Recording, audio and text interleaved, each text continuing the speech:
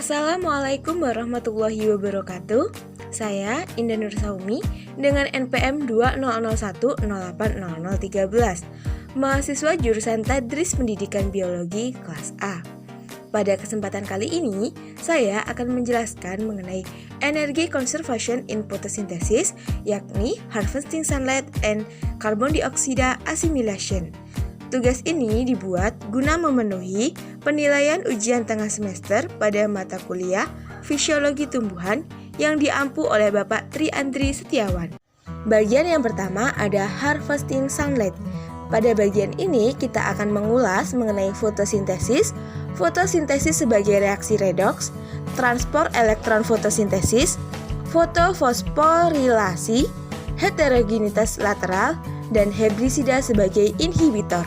Fotosintesis. Fotosintesis adalah dasar fundamental dari keberhasilan kompetitif pada tumbuhan, dengan organ utama fotosintesis adalah daun.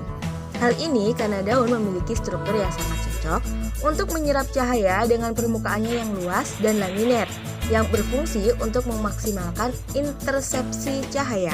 Selain itu, sifat bifasial daun juga memungkinkannya untuk mengumpulkan cahaya yang datang pada permukaan atas dan cahaya yang menyebar pada permukaan bawah. Daun juga memiliki anatomi khas berupa daun mesomorfik dikotil, di mana daunnya memiliki selubung epidermis atas dan bawah seperti yang ditunjukkan oleh gambar. Jaringan fotosintesis terletak di antara dua lapisan epidermis, yaitu pada sel palisade dan sel mesofil bunga karang. Disinilah terdapat kloroplast yang mengubah energi cahaya menjadi ATP dan NADPH untuk mengubah karbon dioksida menjadi gula. Daun juga memiliki sifat optik, yaitu dapat merefleksikan cahaya, merefraksikan cahaya, dan menghamburkan cahaya. Ketiganya berkombinasi untuk meningkatkan panjang jalur efektif saat cahaya melewati daun. Jalur cahaya yang lebih panjang meningkatkan kemungkinan bahwa setiap foton yang diberikan akan diserap oleh molekul klorofil sebelum dapat dilepas dari daun. Fotosintesis pada dasarnya adalah reaksi oksidasi reduksi. Di sini fotosintesis ditunjukkan sebagai reaksi antara karbon dioksida dan air untuk menghasilkan glukosa, karbohidrat 6 karbon atau heksosa. Meskipun glukosa bukanlah produk pertama fotosintesis, glukosa adalah bentuk umum dari akumulasi karbohidrat. Cahaya yang diserap oleh klorofil menggerakkan transfer elektron dan ion hidrogen menuju NADP+, kemudian mereduksinya menjadi NADPH. Energi tambahan untuk pengurangan karbon diperlukan dalam bentuk ATP yang juga dihasilkan dengan mengorbankan cahaya. Oleh karena itu, fungsi utama dari reaksi fotosintesis yang bergantung pada cahaya adalah untuk menghasilkan NADPH dan ATP yang diperlukan untuk reduksi karbon. Hal ini dicapai melalui serangkaian reaksi yang membentuk rantai transport elektron fotosintesis. Selanjutnya ada transport elektron fotosintesis, di mana kuncinya adalah adanya dua kompleks pigmen protein besar multimolekuler yang dikenal sebagai fotosistem 1 atau PS1 dan fotosistem 2 atau PS2. PS1 terdiri dari 18 subunit berbeda, sedangkan PS2 terdiri dari 31 individu subunit. Keduanya beroperasi secara seri yang dihubungkan oleh agregat multiprotein ketiga yang disebut kompleks sitokrom. Secara keseluruhan, efek rantai adalah untuk mengekstrak elektron berenergi rendah dari air dan menggunakan energi cahaya yang terperangkap oleh klorofil, menaikkan tingkat energi elektron tersebut untuk menghasilkan NADPH reduktor yang kuat. Pusat reaksi klorofil dari PS1 dan PS2 ditunjuk sebagai P700 dan P680. Masing-masing penunjukan ini mengidentifikasi pusat reaksi klorofil A atau pigmen P dengan absorpsi maksimum baik pada 700 nm untuk PS1 atau 680 nm pada PS2. Terdapat dua kompleks klorofil yang berkaitan erat dengan PS1 dan PS2, yakni LHC1 dan LHC2. Yang bersama-sama mengandung sebanyak 70% dari total pigmen kloroplast, termasuk hampir semua klorofil B. Kompleks pemanen cahaya matahari ini berfungsi sebagai sistem antena yang diperluas untuk memanen energi cahaya tambahan. Skema rantai transport elektron fotosintesis yang menggambarkan susunan PS1, PS2, dan kompleks sitokrom B6/F. dalam membran tilakoid yang disajikan pada kompleks keempat. Faktor kopling CF0 hingga CF1 atau ATP sintase juga diperlihatkan. Keempat kompleks adalah protein membran integral yang mencakup membran dengan sebagian besar strukturnya terkubur dalam bilayer lipid hidrofobik. Fotofosforilasi. Produksi ATP yang digerakkan cahaya oleh kloroplas dikenal sebagai fotofosforilasi. Fotofosforilasi ini sangat penting karena selain menggunakan ATP untuk mereduksi karbon dioksida, pasokan ATP yang terus-menerus diperlukan untuk mendukung berbagai aktivitas metabolisme lainnya di kloroplas. Aktivitas ini meliputi biosintesis asam amino, asam lemak dan pati, sintesis protein di stroma, dan transport protein dan metabolit melintasi membran selubung. Pembentukan ATP dalam hubungannya dengan transport elektron non-siklik dikenal sebagai fotofosforilasi non-siklik. Terdapat pula transport elektron siklik yang berkontribusi pada pembentukan gradien pH yang diperlukan untuk mendukung sintesis ATP, suatu proses yang dikenal sebagai fotofosforilasi siklik. Dari gambar yang ada, diperkirakan bahwa fotofosforilasi siklik adalah sumber ATP yang dibutuhkan untuk aktivitas kloroplas melebihi dan di atas yang dibutuhkan dalam siklus reduksi karbon. Karena fotofosforilasi non-siklik menghasilkan produksi ATP dan NADPH, sedangkan fotofosforilasi siklik tidak menghasilkan NADPH. Heterogenitas lateral, yaitu distribusi kompleks protein utama yang berbeda di dalam tilakoid, yang menghasilkan PS1 dan PS2 yang dipisahkan secara spasial. Kompleks PS1 atau LHC1 dan CF0 hingga CF1 ATPase terletak secara eksklusif di daerah tilakoid yang tidak tertekan, yaitu daerah-daerah di mana membran tidak dipasangkan untuk membentuk grana.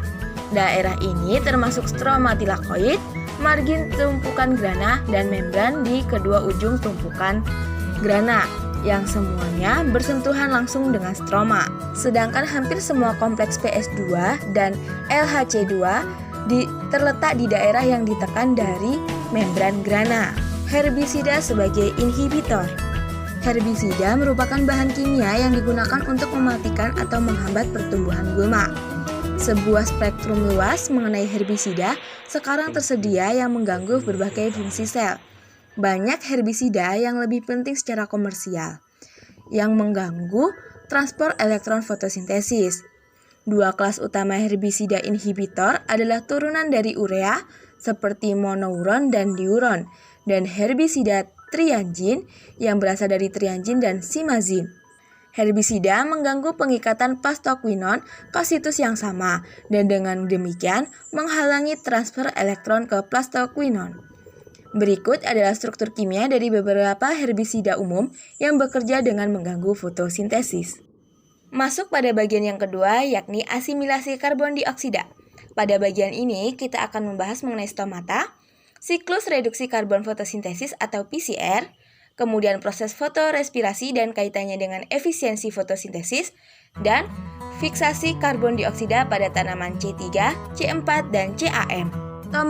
Stomata ini berperan untuk memungkinkan masuknya karbon dioksida ke dalam daun untuk fotosintesis.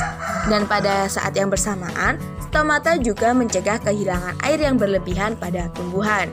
Stomata ini dibatasi oleh sepasang sel penjaga. Terdapat dua tipe sel penjaga, yaitu tipe gramineceus dan tipe elips. Dapat dilihat pada gambar, ada sel penjaga tipe elips pada epidermis bawah tanaman zebrina, dan ada yang berbentuk gramineceus dari permukaan daun jagung. Sepasang sel penjaga ini berfungsi sebagai katup yang dioperasikan secara hidrolik. Sel penjaga mengambil air dan membengkak untuk membuka pori ketika karbon dioksida diperlukan untuk fotosintesis, dan kehilangan air untuk menutup pori ketika karbon dioksida tidak diperlukan. Kekuatan pendorong untuk pembuka stomata diketahui berasal dari penyerapan osmotik air oleh sel penjaga dan akibatnya peningkatan tekanan hidrostatik. Hasilnya adalah deformasi sel-sel yang berlawanan yang meningkatkan ukuran bukaan di antara mereka. Penutupan stomata mengikuti hilangnya air dan akibatnya penurunan tekanan hidrostatik dan relaksasi dinding sel penjaga. Pergerakan stomata ini diatur oleh berbagai faktor lingkungan dan internal, seperti misalnya cahaya, kadar CO2, status air pada tanaman, dan suhu udara. Bagian yang selanjutnya ada siklus reduksi karbon fotosintesis atau PCR. Siklus ini disebut juga sebagai siklus Calvin, yaitu jalur di mana semua organisme eukariotik fotosintesis akhirnya menggabungkan CO2 ke dalam karbohidrat. Siklus ini dapat dibagi menjadi 3 tahapan utama, yakni ada karboksilasi yang memfiksasi CO2 dengan adanya molekul akseptor 5 karbon ribosa bifosfat atau RUBP dan mengubahnya menjadi 2 molekul 3 asam karbon. Kemudian reduksi yang menggunakan ATP dan NADPH yang dihasilkan oleh transport elektron fotosintesis untuk mengubah asam 3 karbon menjadi triosa fosfat. Dan regenerasi yang menggunakan ATP tambahan untuk mengubah beberapa triosa fosfat kembali menjadi RUBP untuk memastikan kapasitas fiksasi CO2 yang berkelanjutan. ATP dan NADPH merupakan sumber energi dalam siklus PCR. Energi ini dibutuhkan pada 2 titik. Pertama, untuk mereduksi 3 PGA, dan kedua, untuk regenerasi molekul akseptor RUBP. Ada proses fotorespirasi dan kaitannya dengan efisiensi fotosintesis. Fotorespirasi merupakan sejenis respirasi pada tumbuhan yang dibangkitkan oleh penerimaan cahaya yang diterima oleh daun. Fotorespirasi ini dapat berfungsi sebagai semacam katup pengaman dalam situasi yang memerlukan pembuangan energi eksitasi berlebih. Secara biokimia, proses fotorespirasi merupakan cabang dari jalur glikolat. Enzim utama yang terlibat adalah enzim yang sama dalam proses reaksi gelap fotosintesis, yakni rubisco. Rubisco memiliki 2 sisi aktif, sisi karboksilase yang aktif pada fotosintesis dan sisi oksigenase yang aktif pada fotorespirasi. Kedua proses yang terjadi pada stroma ini juga memerlukan substrat yang sama, yakni RUBP, dan juga dipengaruhi secara positif oleh konsentrasi ion magnesium dan derajat keasaman sel. Dengan demikian, fotorespirasi menjadi pesaing bagi fotosintesis, yaitu suatu kondisi yang tidak disukai karena dapat mengurangi akumulasi energi. Berdasarkan cara fiksasi karbon dioksida pada saat reaksi gelap, tumbuhan dibagi menjadi 3 macam. Yang pertama ada tumbuhan C3. Disebut tumbuhan C3 karena enzim rubisco akan menangkap karbon dioksida dan menggabungkannya dengan ribulosa bifosfat menjadi 3 fosfogliserat yang merupakan molekul karbon 3. Molekul berkarbon 3 atau PGA selanjutnya akan menjalani serangkaian proses siklus Calvin dan membentuk glukosa. Sebagian besar tumbuhan di bumi merupakan tipe C3, dengan contoh yang paling umum adalah padi, gandum, dan kedelai. Lanjut ada tumbuhan C4. Disebut demikian karena enzim PEP karboksilase akan menangkap karbon dioksida dan menggabungkannya dengan fosfoenol pirofat menjadi oksaloasetat atau OAA. OAA merupakan molekul berkarbon 4. Penangkapan karbon dioksida ini terjadi di mesofil daun. Kemudian OAA tersebut akan diubah menjadi malat dan menuju sel seludang pembuluh untuk melepaskan karbon dioksida. Setelah dilepaskan, karbon dioksida akan menjalani siklus Calvin di seludang pembuluh dan menghasilkan karbohidrat. Tumbuhan C4 umumnya dapat beradaptasi di tempat dengan kondisi cuaca yang panas dengan intensitas cahaya matahari yang tinggi. Tumbuhan yang masuk kategori C4 adalah jagung, tebu, dan famili rumput-rumputan. Terakhir ada tumbuhan CAM. CAM singkatan dari Crassulaceae acid metabolism. Karena proses ini pertama dijumpai pada keluarga Crassulaceae. Fiksasi karbon dioksida pada tumbuhan ini sama dengan fiksasi pada tumbuhan C4, tetapi fiksasi terjadi pada malam hari. Hal tersebut dikarenakan stomata tumbuhan CAM akan terbuka di malam hari dan tertutup di siang hari. Ketika malam, karbon dioksida akan ditangkap untuk membentuk asam organik yang kemudian disimpan. Ketika diperlukan, maka karbon dioksida digunakan untuk menjalani siklus Calvin menghasilkan karbohidrat. Tumbuhan yang termasuk kelompok ini adalah kelompok sukulen atau penyimpan air, seperti lidah buaya, kaktus, dan nanas yang umumnya hidup di lingkungan kering. Demikianlah pembahasan yang dapat saya sampaikan. Apabila terdapat banyak kesalahan, saya mohon maaf. Saya akhiri. Assalamualaikum warahmatullahi wabarakatuh.